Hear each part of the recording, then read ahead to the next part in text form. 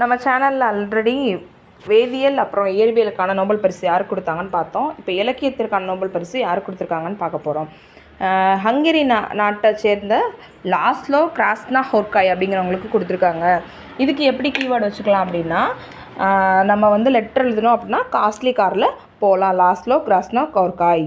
Next அமைதிக்கான Nobel பரிசு கொடுத்துருக்காங்க. இவங்க யார் அப்படின்னா வெனிசுலா நாட்டை சேர்ந்த மக்களுக்கு போராடினதுக்காண்டி கொடுத்துருக்காங்க. இவங்களும் வெனிசுலாவை சேர்ந்தவங்க. இவங்களோட பேர் மரியா கொரினா. அமைதியாக இருந்தோம் அப்படின்னா நமக்கு கொரோனா வராது. இதுக்கு கீவேர்ட்ஸ் நம்ம நெக்ஸ்ட் பார்க்க போகிறோம்.